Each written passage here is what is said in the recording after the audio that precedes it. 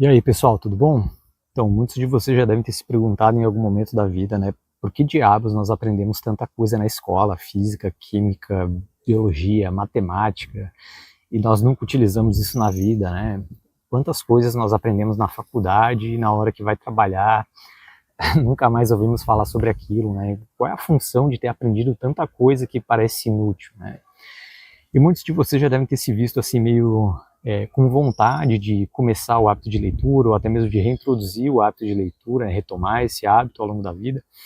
Já devem ter percebido ter dificuldade, né, de conseguir voltar lá, sentar, abrir um livro, começar a estudar ou ler um livro de ficção que seja. Nós podemos colocar aqui leitura e estudar meio que no mesmo saco, né? E muitas vezes vocês acabam procurando assim por técnicas de leitura, como ler mais livros, como ler mais páginas, leitura dinâmica e não sei o quê. E mesmo assim, às vezes vocês não conseguem colocar isso em prática. E falta o elemento fundamental para fazer qualquer coisa, que é a motivação, né?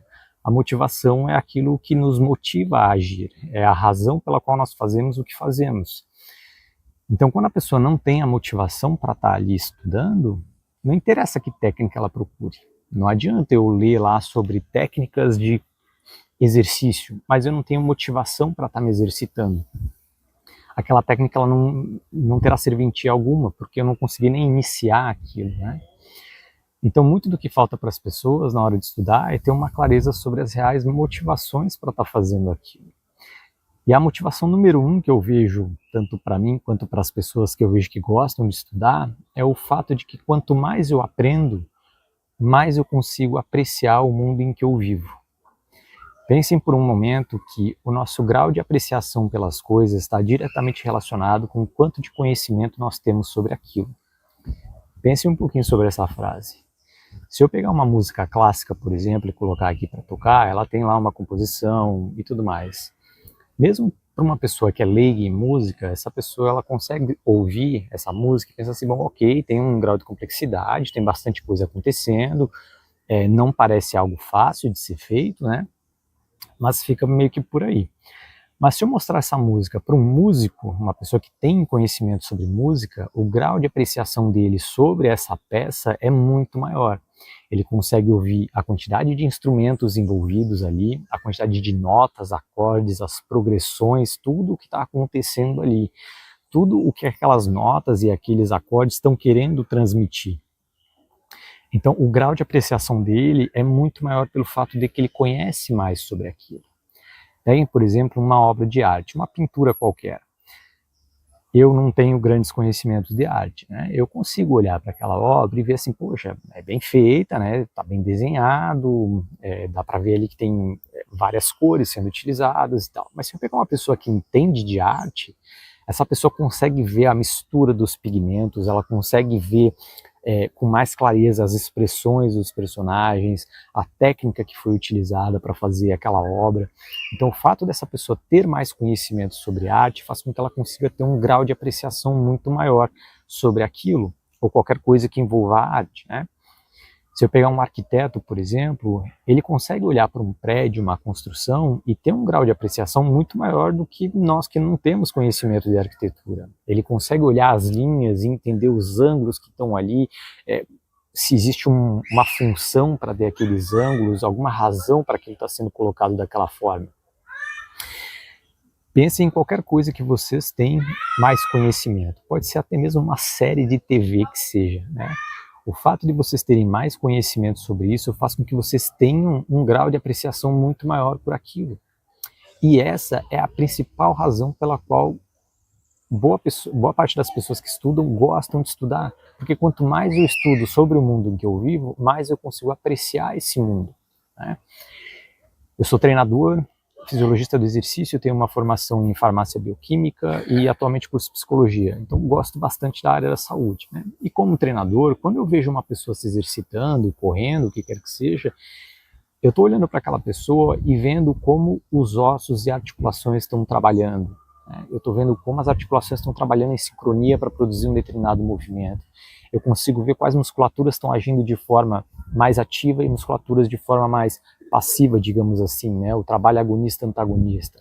Quando a pessoa está correndo, eu consigo perceber pela respiração da pessoa o que está acontecendo com o oxigênio dentro dela, como está acontecendo a respiração celular, quanto de prótons está sendo produzido no final da cadeia respiratória em função do nível de intensidade que a pessoa está correndo, fazendo aquele exercício. O fato de eu entender de exercício, bioquímica, fisiologia, biomecânica, cinesiologia, etc., faz com que eu consiga olhar para uma pessoa se exercitando e ter um grau de apreciação muito maior. Só que eu não preciso me restringir à minha área de trabalho, porque afinal a área de trabalho é onde eu trabalho, mas a área em que eu vivo é muito mais do que isso. Quando eu venho aqui, hoje está um dia ensolarado, está um céu bastante azul. Por que o céu é azul?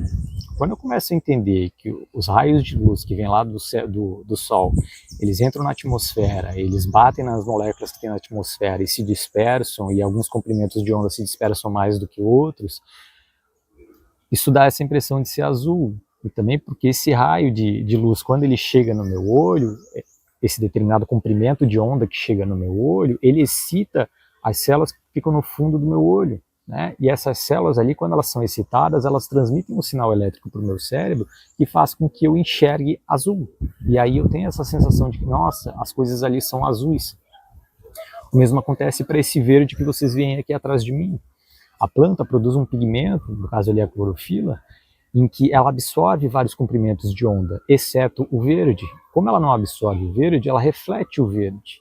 E aí o verde é o que chega no meu olho, o comprimento de onda, né? E aí eu enxergo o verde, e o mesmo acontece por uma série de outras coisas. Então a principal razão para estar se estudando mais, querendo ler, é o fato de que quanto mais eu estudo, mais eu consigo apreciar as coisas.